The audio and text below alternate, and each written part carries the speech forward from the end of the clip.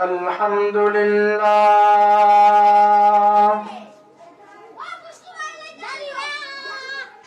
الحمد لله الذي جعل الشمس والقمر بحسبان والنجم والشجر يسجدان وفضل زمانا على زمان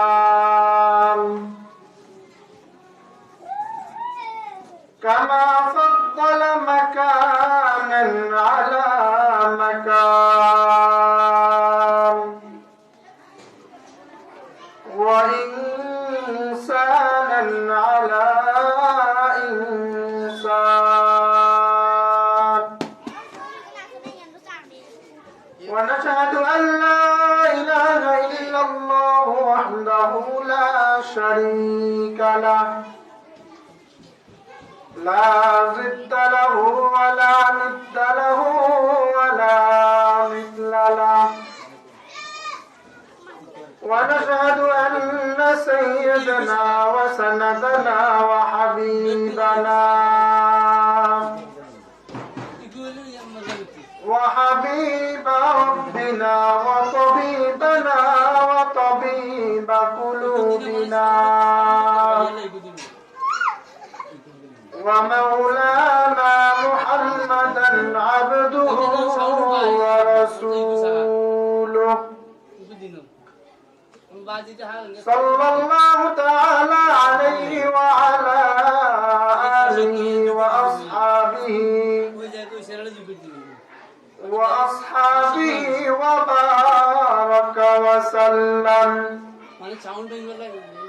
وبارك وسلم تسليما كثيرا كثيرا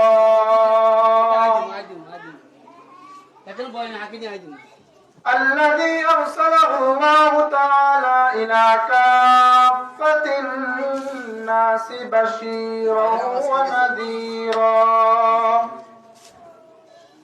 وداعيا إلى الله بإذنه وسراجا وقمرا منيرا أعوذ بالله من الشيطان الرجيم بسم الله الرحمن الرحيم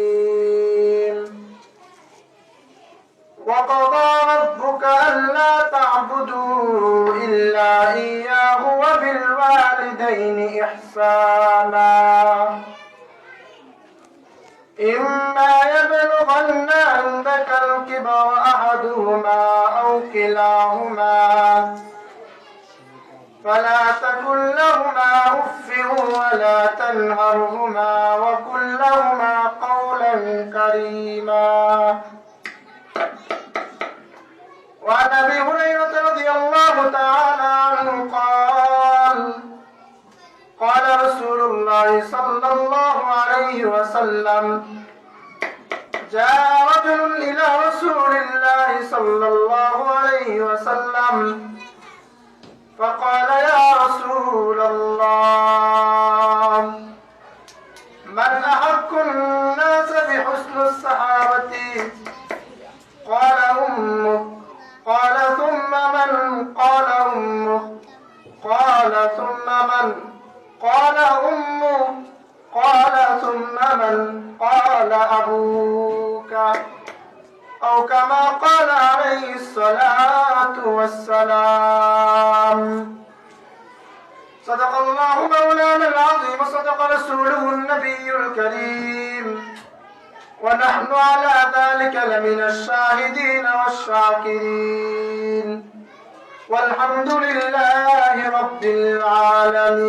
العالمين أنا প্রত্যেকে দরুদ ইব্রাহিম পড়ি اللهم صل على محمد وعلى آل محمد كما صليت على إبراهيم وعلى آل إبراهيم إنك حميد مجيد اللهم بارك على محمد وعلى آل محمد كما باركت على إبراهيم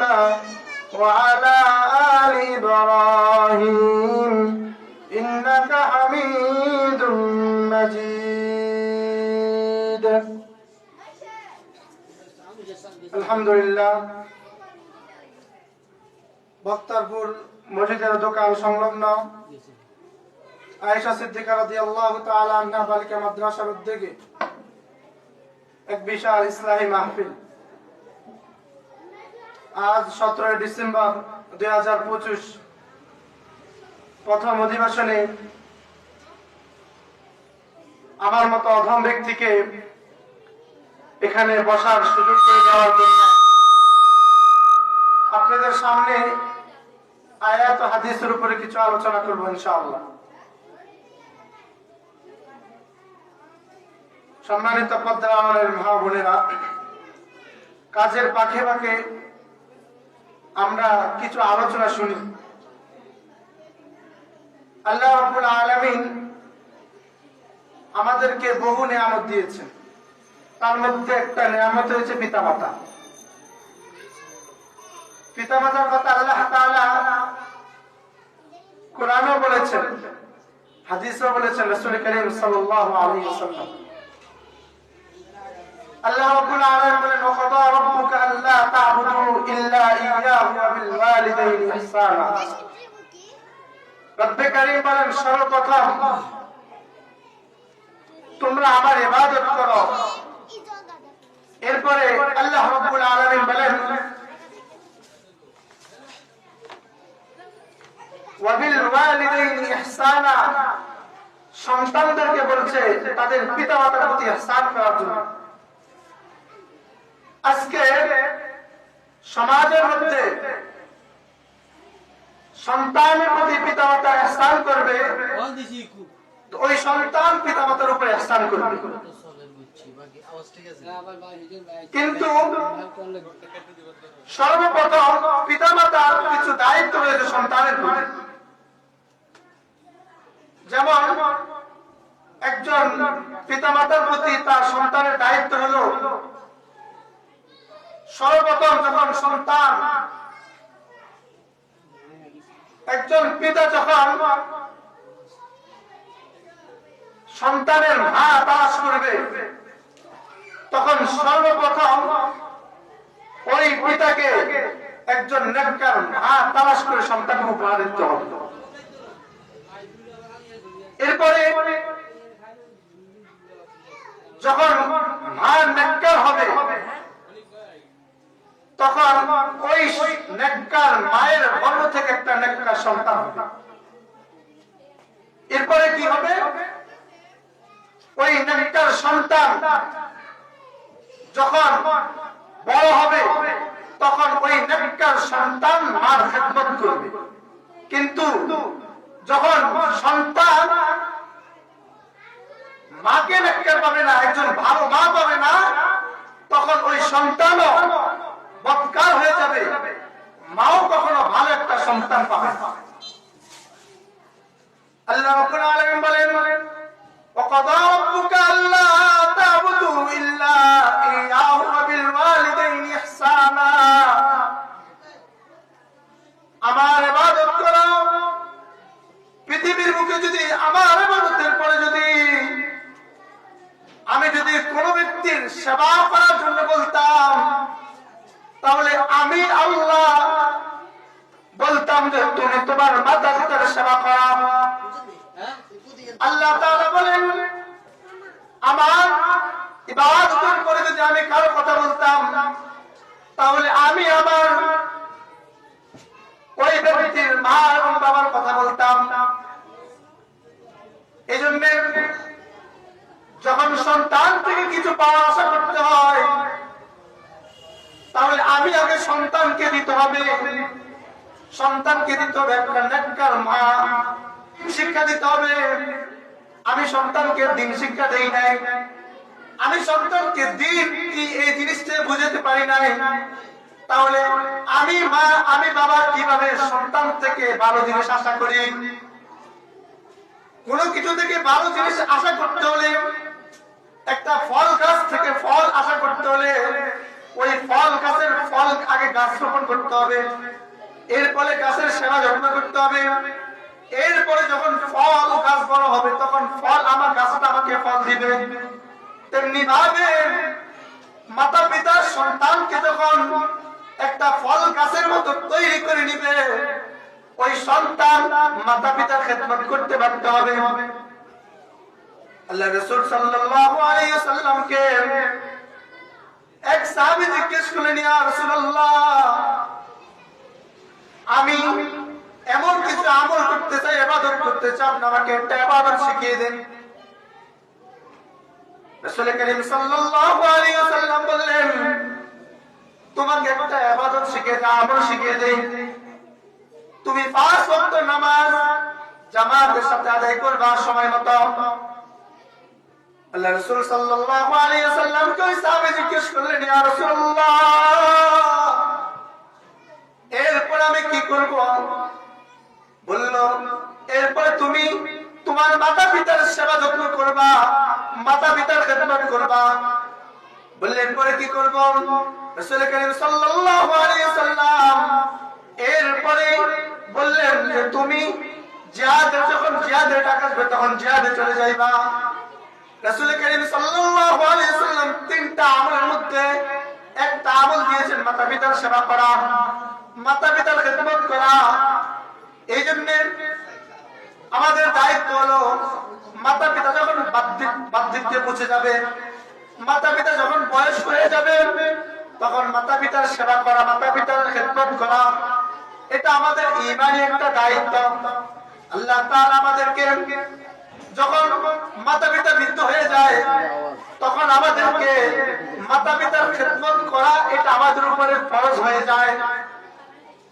একটা সন্তান ততক্ষণ পর্যন্ত নিঃস্বার্থে মাতা পিতার খেদমত করবে যতক্ষণ না তার কোনো স্বার্থ থাকবে।